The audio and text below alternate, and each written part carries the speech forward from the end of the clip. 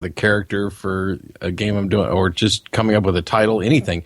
I'm just bad at it. Although I am the book that I'm working on, I am happy with the title that it's going to have. Well, tell us the secret now. Oh, it's not a secret. I announced it many times in public just so nobody else would take the title. I'm gonna take it. It's called If I Were God. If I Were God, I like me likey.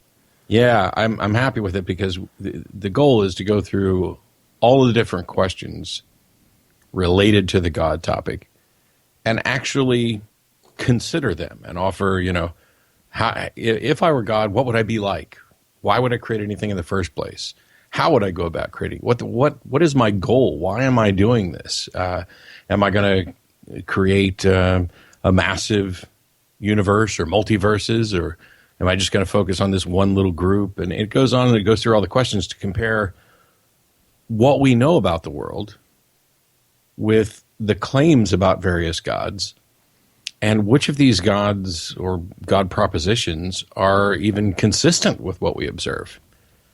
And I started on it in part because, when I got to a point where I couldn't identify as a Christian, I didn't immediately say, well, I'm an atheist. And I wanted to find out, maybe one of these other religions might have something right. Maybe there's something I missed. And so I set out to kind of evaluate the God question at I almost said higher level, which is, yep. That's a irritating phrase for me, but more at a meta level to say, okay, what kind of God could exist given what we know, and how would we go about telling this? And that's how that, I got to where I am. And so I'm hoping that sort of book is accessible and educational for, atheists and theists. So I'm working on it. It's taking forever. Well, it's curious. A friend of mine, and I know someone that you know personally, Brian Keith Dalton. Yeah, I talked to him yesterday. Well, that's interesting because just a couple days ago I said that he should talk to you and have you on his videos. Did he bring that idea up? Well, of course. Oh, wow! I was dosing you with the silence that you were so dreading. Yeah. Well, that's all right. I'm going to edit that fucking shit out. Oh, man. Yeah, way to go. Yeah, nothing's official yet. He and I had spoken years ago about possibly, doing some kind of joint venture and having, me on an episode of Mr. Deity. Yeah. And it just never worked out timing-wise. Well, but in a couple of weeks, I'm actually going to be in Southern California for an entire week on a speaking tour. I have 6 different groups I'm going to visit, and in between all that, I'm going to spend a day with him, and we're going to do an episode of Mr. Deity. And I said, you know what, you really need to have on Matt Dillahunty, because he could come on and argue the existence of God with God. But given the title of your book, I think you should play that angle a little bit more. Well, he has an idea for something, and I have several ideas for things and we haven't actually sat down to talk about it, and I'm hoping that it'll happen. I mean, of course, I've got to get out to L.A., but I was trying to plan a trip out to L.A. anyway. There's several other people I want to visit. I want to take another shot at going out to the Magic Castle. So we'll see what happens in the future. I don't know. Right now, it's just, hey, I've got this idea, and I was like, hey, yeah, that sounds like fun. Well, I'm willing to bet, because one of the groups I'm going to be speaking at is CFI Los Angeles. I can hook you up with some contacts there if you don't already know them, and maybe they can front your airfare out. I'm actually skipping a phone call with somebody from CFI, not in L.A., in order to do your show. Well, fuck, I'm honored. I know. It's like, so I just got back from Florida. I was there this past weekend and had a great time. Got some videos that I'll post. Did kind of just a generic Q&A in Orlando. And then in Tampa, I gave kind of an off-the-cuff lecture about hell and the problem of the doctrine of hell and the effects that it has on people, and how we don't necessarily have any good reason to think that any of this is real, and yet people are sticking it into the minds of children. And I've met people who've been atheists for 50 years who their rational mind doesn't accept that there's a hell, but this indoctrination has stuck to the point where they'll wake up in the middle of the night with nightmares about the hell that they learned about when they were kids. So I did a little talk about that, and I'm home this weekend. And then next weekend I go to Regina, Saskatchewan, Canada, which is just so fun to say. It is. I had one of the members on a few months ago to promote the conference, and I kept having to double check that he really meant to say Regina. Yes.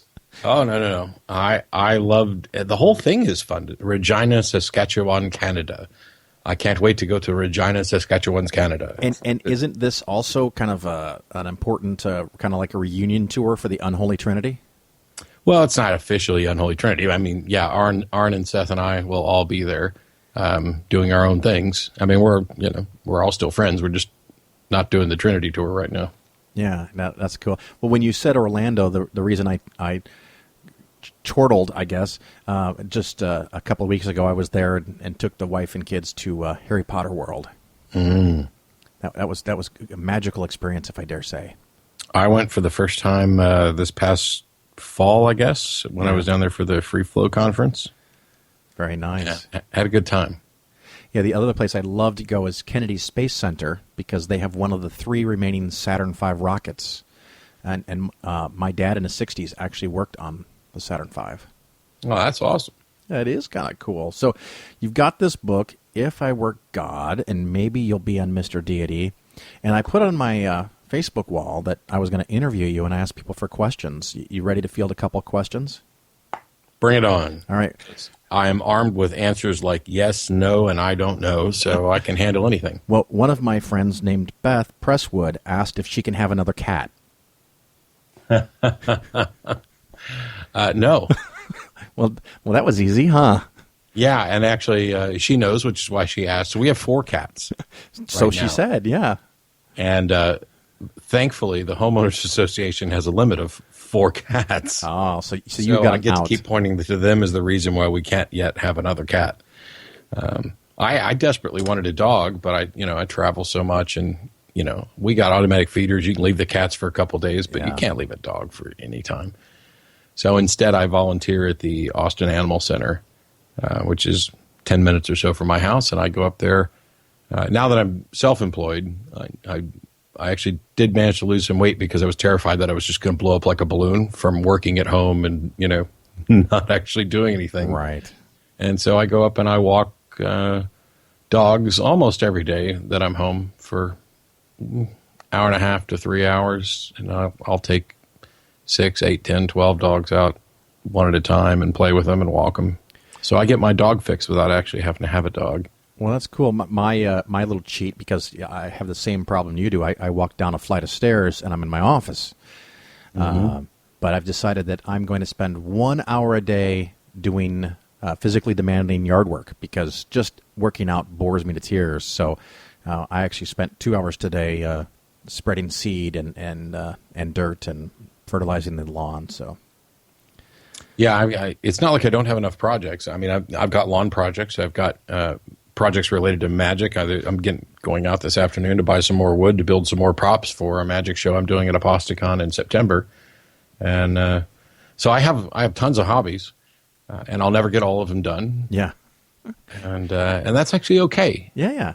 You just gotta fit something physical in there, or otherwise, like you said, it's problematic. Now, I did have another reader that said, you seem to know a lot about philosophy.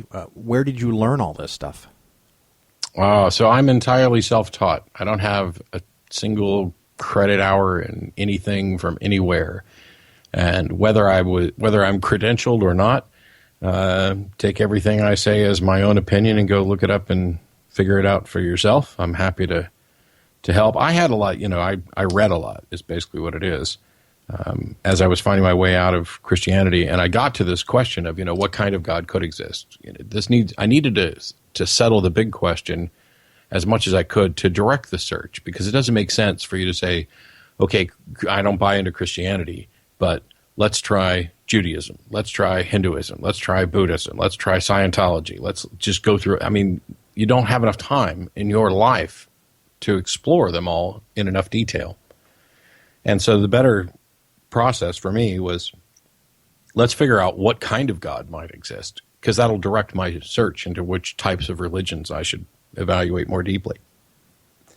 And that got me interested in philosophical questions about, epistemology. I'd been a skeptic for many years, and I just hadn't applied it to my religion. When I did, it went away.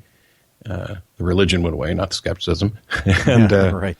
And so this process of figuring out, what kind of God might exist actually led me into studying all kinds of aspects of philosophy, right from logical syllogisms and fallacies to the foundations of epistemology. And I was reading David Hume, who's my absolute favorite philosopher, just pretty much across the board.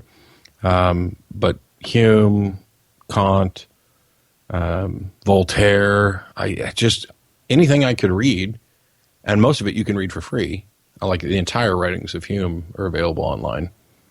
And if you don't want to learn what every philosopher thought about everything and why, if you just want to get a good grounding in epistemology, go read what Hume wrote, and you can stop there. Well, that sounds pretty cool. So that would be your recommendation, because I was going to ask, where should someone start? Yeah, start with Hume. Inquire into Human Understanding, his writings on religion and epistemology. I think for the most part, while there are some fine-tuning things to tweak after that, Hume pretty much settled epistemology as far as I'm concerned. Epistemology being, how do we know what we know? How are we rationally justified in accepting that a claim is likely to be true? Now, I know you're also on a cleverly titled TV show. What was that, The Atheist Experience? And I know people sometimes ask, what is an atheist experience? We're not going to really dig into that, but do you like being on the show, and how often are you there, and where can people find it? No, I hate it. I've been wanting to quit for the last 12 years or so. They need a pay increase. It's one of my favorite things. I've hosted for 11 years, maybe 12. I don't know, 11 or 12, whatever. The show's been on for 17, 18, 19 years. And it was started in part because Madeleine Murray O'Hair had a TV show when American Atheist was in Austin.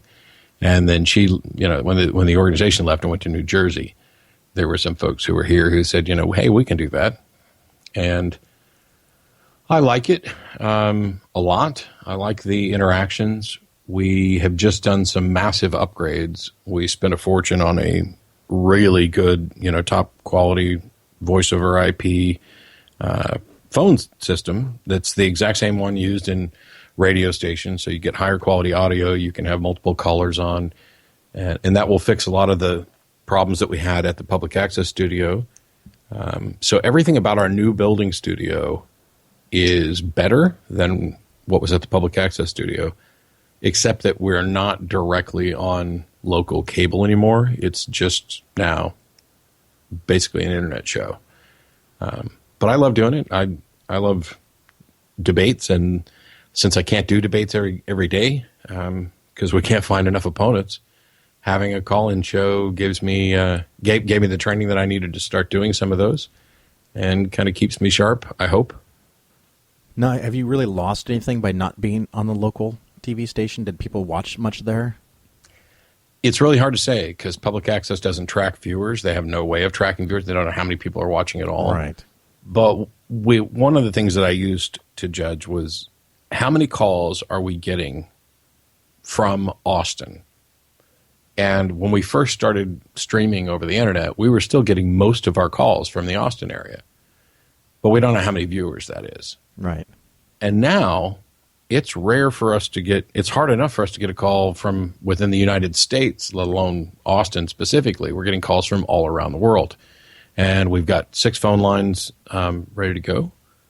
And they're pretty much full from 10 minutes before we go on the air until we're done. And we're back to doing 90-minute shows.